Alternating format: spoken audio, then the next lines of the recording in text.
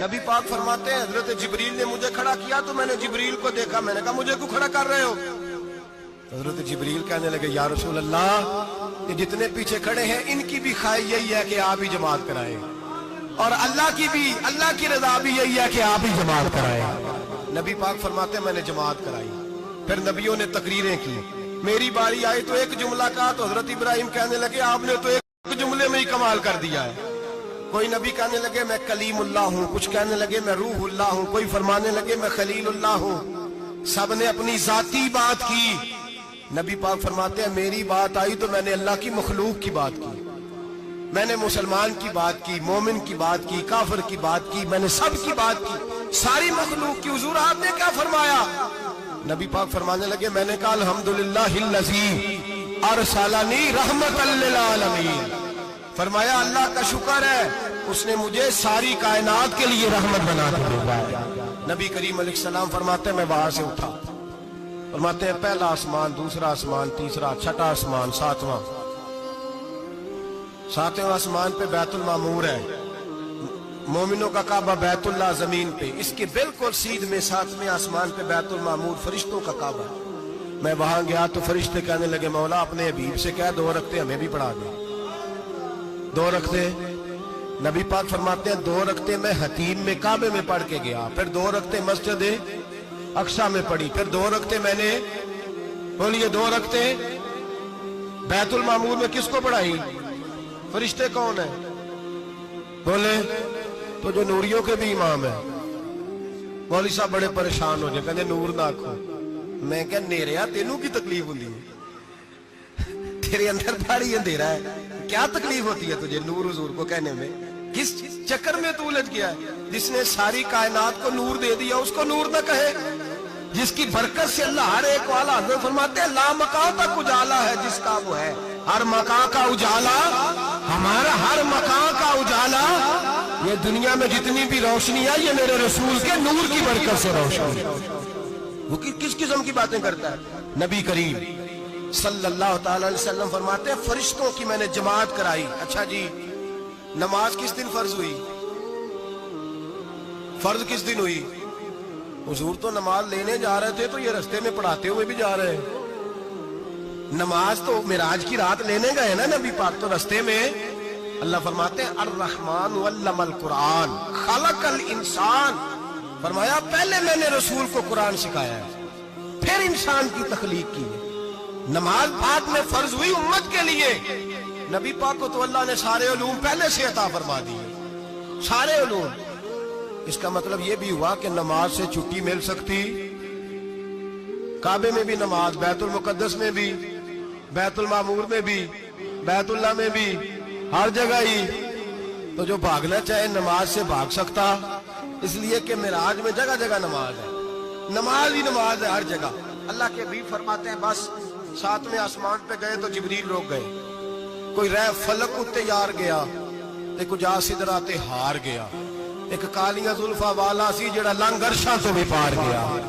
نبی پاک فرماتے ہیں جبریل ٹھہر گئے، میں نے کہا چل، کہنے لگے یا رسول اللہ آگے گیا تو میرے پر جل جائیں گے۔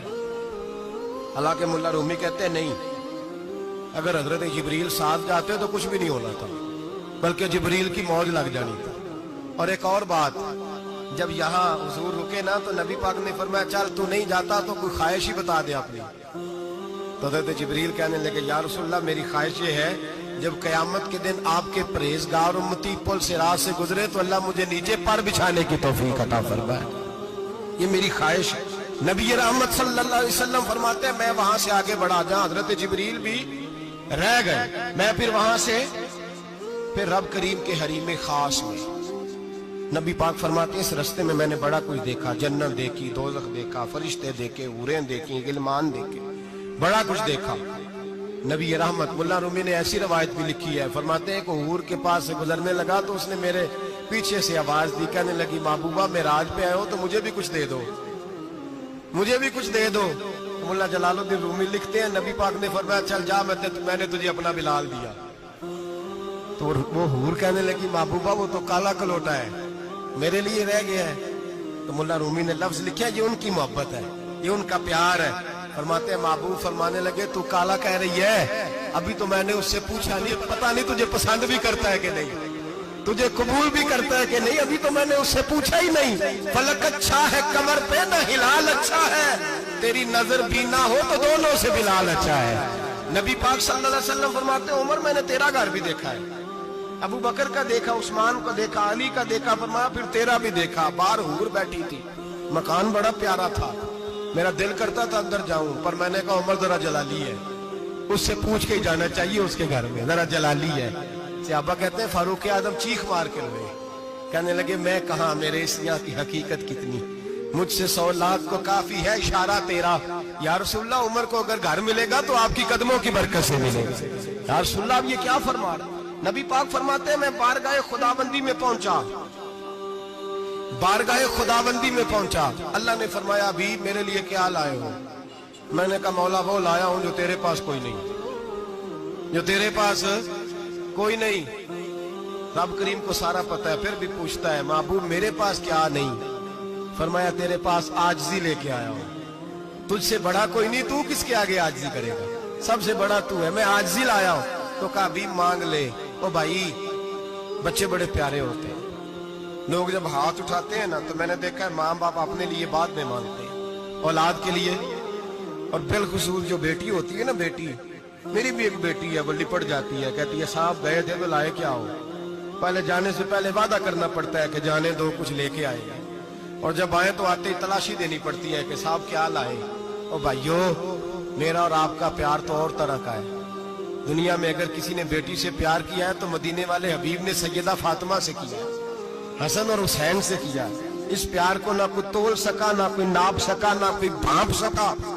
मेराज की रात जब नबी पाक से रब करीम ने कहा कि बोलो महबूब क्या चाहिए, किसी कमजोर रवायत में भी नहीं मिलेगा कि नबी पाक ने कहा अल्लाह फातिमा के लिए कुछ दे, अल्लाह हसन हुसैन के लिए कुछ दे। उम्मती भूल जाता है, इसे ख्याल ही नहीं आता, ये सोचता है कैसे हुजूर की फरमाबरदारी करूं। मेरे नबी करीम अलैहिस्सलाम फरमाते हैं जब रब ने पूछा कि अभी कुछ मांग ले, ना हसन की बात, ना हुसैन की बात, ना फातिमा की बात, ना अली की बात, ना अबू बकर, ना उमर, ना उस्मान, ना तलहा बिलाल, नबी पाक ने कहा अल्लाह तू मेरे साथ गुनाहगारों की बात कर, ऐ अल्लाह तू गुनाहगारों की बात कर, ये भूल जाएंगे, भटक जाएंगे, ऐ अल्लाह गलतियां करेंगे, तू क्या करेगा? तो रब करीम ने कहा महबूब मैं तेरे साथ वादा करता हूं तेरी आधी उम्मत बगैर हिसाब किताब जन्नत में दाखिल कर दूंगा। नबी करीम ने फरमाया मौला नहीं, ये बात मुझे काबिल कबूल, ये भला किसकी बात हो रही है? बोले मेरी आंखों साड़ी होंदी पई, किसकी बात हो रही है? आप खुशी नहीं हो रहे, आपकी बात हो रही है, आप राजी नहीं हो रहे। ये सबसे कीमती बात है, मेरे आपके चाहने वाले कब्र में छोड़ के लौट आएंगे, ये वाली बात काम आएगी जो मेराज की रात हुई है, ये बात काम आएगी कब्र में। इसको राजी होकर सुनो, दिल और आंखें खोलो। मेरे रसूल करीम सल्लल्लाहु ताला अलैहि वसल्लम फरमाते हैं या अल्लाह नहीं, ये बात मंजूर नहीं। अभी तू क्या चाहता है? तो कहे अल्लाह तू मुझे सिफारिश का हक अता कर, तू मुझे इजाजत दे, मैं कहता जाऊं तो माफ करते जा रहा। आधी वाली बात काबिल कबूल हुजूर कह सकते थे ना चलो आधी बख्शी गई भाई, आधी अच्छे अमल करे। फरमाया नहीं, मुझे हक़ शफाअत दे।